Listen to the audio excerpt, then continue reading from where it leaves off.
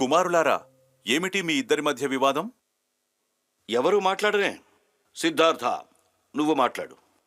వివాదం నాది కాదు తండ్రి. దేవదత్తుడే వివాదానికి మూల కారణం. వారు మొదట మాట్లాడుట ధర్మం. దేవదత్త, సమస్య ఏమిటి? నేను వేటాడిన రాజహంసను సిద్ధార్థుడు చేగుని నాకు ఇవ్వడానికి తిరస్కరిస్తున్నాడు తండ్రి. నిజమేనా సిద్ధార్థ? దేవదత్తుడు చెప్పినది పూర్తిగా సత్యం కాదు తండ్రి. ఆకాశంలో ప్రయాణించే హంసల బారుపై దేవదత్తుడు బాణాన్ని సంధించాడు. బాణం దిగిన హంస నా ముంగిట నేలకూలినది. నేను ఆ బాణాన్ని తొలగించి సపర్యలు చేసి కట్టుకట్టి దానికి నా కడ రక్షణ నొసిగి తిని తండ్రి. వేట క్షత్రియ యువకుని హక్కు. ఆ వేటుకు పడిన జీవము వేటగాని సొత్తు. అది లోకరీతి. ఆ హంస నాకు మాత్రమే చెందుతుంది.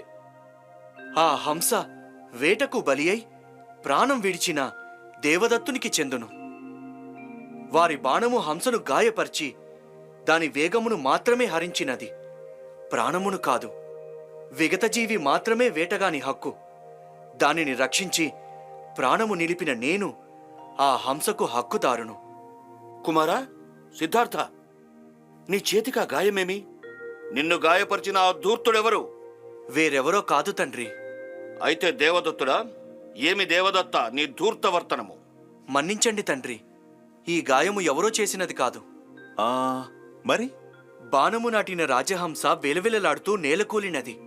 రక్తము ధారాపాతముగా స్రవించుచున్నది. దాని ఆర్తనాదం నా మనసును కలిచివేసినది.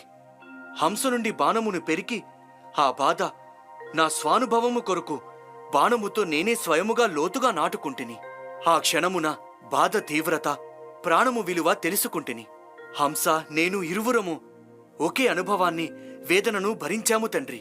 ఈ చరాచర జీవరాశిలో ప్రాణము పోయని ఎవ్వరికీ ప్రాణము తీయు హక్కు లేదు. దాని ప్రాణము నిలిపిన నేనే దానికి స్వేచ్ఛనొసగు హక్కుదారును. ప్రేమ, కరుణ, జాలి, దయ నాకు ఆ హక్కును ప్రసాదించాయి తండ్రి.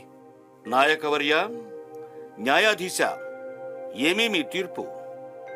ప్రాణము తీయటం సులువు, ప్రాణము పోయటం చాలా కష్టం. ఈ భూప్రపంచం మొత్తం మీద విగత జీవికి ఎవ్వరునూ ప్రాణము పోయలేరు. ప్రాణమే సకల జీవులకు అత్యంత విలువైనది. ప్రాణము నిలిపినా ప్రాణము పోసినట్టే. సిద్ధార్థుడు మన కన్నులు తెరిపించాడు. రాజహంస సిద్ధార్థునికే చెందుతుంది. శుద్ధోదన, సిద్ధార్థునికి జై! సిద్ధార్థునికి జై! సిద్ధార్థునికి జై! సిద్ధార్థుడు అదే చెప్పాడు.